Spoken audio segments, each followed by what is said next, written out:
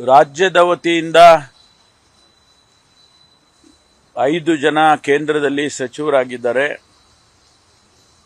ಮೊದಲನೇದಾಗಿ ಅವರೆಲ್ಲರಿಗೂ ಕೂಡ ಅಭಿನಂದನೆಯನ್ನು ಸಲ್ಲಿಸ್ತೇನೆ. ರಾಜ್ಯದ ಪ್ರತಿನಿಧಿಗಳಾಗಿ ಅನೇಕ ಜ್ವಲಂತ ಸಮಸ್ಯೆಗಳು ರಾಜ್ಯದಲ್ಲಿ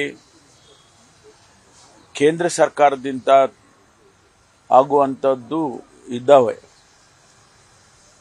ನಮಗೆ ಬರಬೇಕಾದಂಥ GST ಶೇರ್ ಇರ್ಬೋದು, ಅಥವಾ ನಮ್ಮಲ್ಲಿ ಬರಬೇಕಾದಂಥ ಕೇಂದ್ರ ಸರ್ಕಾರದಿಂದ ನಮ್ಮ ರಾಜ್ಯಕ್ಕೆ ನೀರಾವರಿ ಯೋಜನೆಗಳಲ್ಲಿ ರಾಷ್ಟ್ರೀಯ ಯೋಜನೆಗಳನ್ನಾಗಿ ಮಾಡತಕ್ಕಂಥದ್ದು, ನೆನೆಗುದಿಗೆ ಬಿದ್ದಿರತಕ್ಕಂಥದ್ದು ಭದ್ರಾ ಯೋಜನೆ, ಅದನ್ನು ಮಾಡಿಸ್ಬೇಕಾಗ್ತದೆ. ಕಳಸಾ ಬಂಡೂರಿ ಸಮಸ್ಯೆ ಬಗೆಹರಿಯಲೇ ಇಲ್ಲ, ಅದನ್ನು ಕೂಡ ಬಗೆಹರಿಸಬೇಕಾಗ್ತದೆ.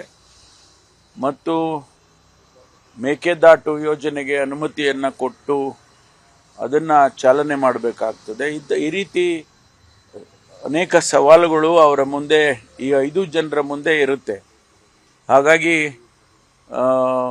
ನನಗೆ ವಿಶ್ವಾಸ ಇದೆ, ಅವರು ಇದನ್ನು ಆದ್ಯತೆ ಮೇಲೆ ತೆಗೆದುಕೊಂಡು ಪ್ರಧಾನಮಂತ್ರಿಗಳಾಗಲಿ ಅಥವಾ ಸಂಬಂಧಪಟ್ಟಂಥ ಸಚಿವರುಗಳಾಗಲಿ ಅವರುಗಳ ಜೊತೆಯಲ್ಲಿ ಚರ್ಚೆ ಮಾಡಿ ಬಗೆಹರಿಸ್ತಕ್ಕಂಥ ಪ್ರಯತ್ನವನ್ನು ಈ 5 ಜನರು ಮಾಡ್ತಾರೆ ಅಂತಕ್ಕಂಥದ್ದನ್ನು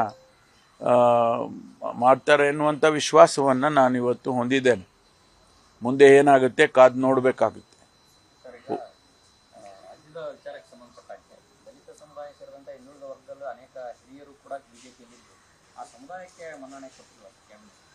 ಅಲ್ಲ, ಅವರಿಗೆ ಹಿಂದುಳಿದ ಸಮುದಾಯಗಳು, ದಲಿತ ಸಮುದಾಯಗಳು ಅವು ಬೇಕಾಗಿಲ್ಲ ಅಂತ ಕಾಣಿಸ್ತದೆ. ಯಾಕೆಂದರೆ ನಮ್ಮ ರಾಜ್ಯದಲ್ಲಿ ಭಾಳ ಜನ ಆ ರೀತಿ ಆ ಸಮುದಾಯಗಳಿಂದ ಚುನಾಯಿತರಾಗಿರೋರು ಹೋಗಿದ್ದಾರೆ ಅವರ ಪಕ್ಷದಲ್ಲಿ. ಅವರನ್ನು ಪರಿಗಣಿಸ್ಬೋದಾಗಿತ್ತು ಅನ್ನುವಂಥದ್ದು. ಆದರೆ ಅದು ಅವರ ವಿವೇಚನೆಗೆ ಬಿಟ್ಟಿರ್ತಕ್ಕಂಥದ್ದು. ಆದರೆ ಈ ಸಮುದಾಯಗಳ ನಿರ್ಲಕ್ಷ್ಯ ಆಗಿದೆ ಅನ್ನುವಂಥದ್ದನ್ನು ಅದು ಎದ್ದು ಕಾಣಿಸುತ್ತೆ.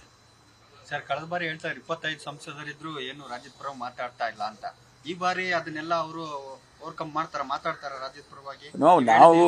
ನಾವು ವಿಶ್ವಾಸ ಇಟ್ಕೊಳ್ಳೋದಕ್ಕೆ ಅದರಲ್ಲೇನು ತಪ್ಪಿಲ್ಲ ಅಲ್ವಾ.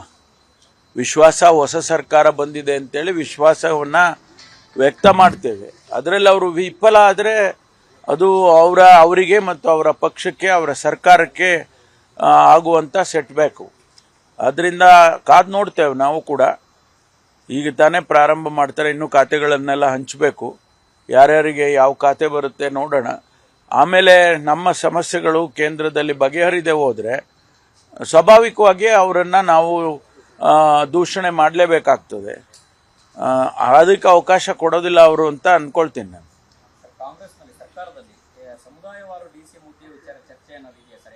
ಯಾವುದೂ ಇಲ್ಲ ರೀ, ಅದೆಲ್ಲನೇ ನೋಡಿ. ಪದೇ ಪದೇ ಅಂತ ಚರ್ಚೆಗಳು ಯಾವೂ ಕೂಡ ಬರೋದಿಲ್ಲ.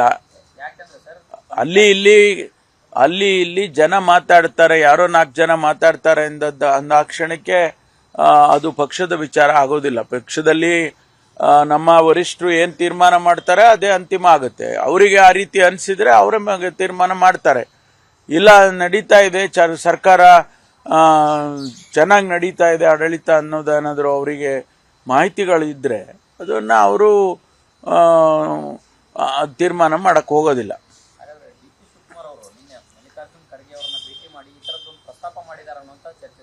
ಗೊತ್ತಿಲ್ಲ, ನನಗೇನು ಗೊತ್ತಿಲ್ಲ. ಅವರು ನಿನ್ನೆ working committee, extended working committee ಸಭೆ ಇತ್ತು.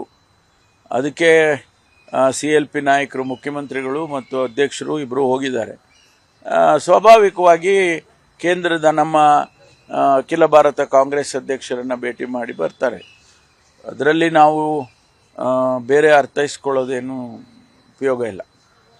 ಕುಮಾರಸ್ವಾಮಿ ಅವರು ರಾಜ್ಯದ ನಿಯೋಗಗಳಿಗೆ ಮುಂದಾಳತ್ವ ವಹಿಸಬೇಕಂತ ಎಲ್ಲ ಗೊತ್ತಿಲ್ಲ ನನಗೆ.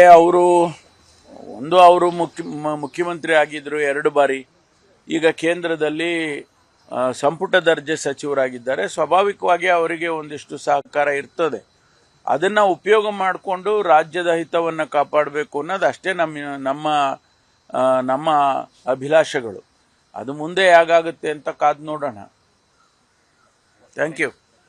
ಸರ್, ಇನ್ನೊಂದು Jammu Kashmir terror attack sir, Vaishno Devi ದರ್ಶನಕ್ಕವರು ಅಟ್ಯಾಕ್ ಆಗಿದೆ. ಕಂದಕಕ್ಕೆ ಬಸ್ ಉರುಳಿ 10 ಜನ ಇಲ್ಲ, ಅವರು ನಿನ್ನೆ ಆಗಿರ್ತಕ್ಕಂಥದ್ದು ಅವರು ಟೆರರಿಸ್ಟ್ ಅಟ್ಯಾಕ್ ಆಗಿದೆ, ಅದನ್ನು ಅವ್ರನ್ನ ಅವಾಯ್ಡ್ ಮಾಡೋಕ್ಕೆ ಹೋಗಿ ಅವರು ಕೆಳಗಡೆ ಬಿದ್ದಿದೆ ಬಸ್ಸು.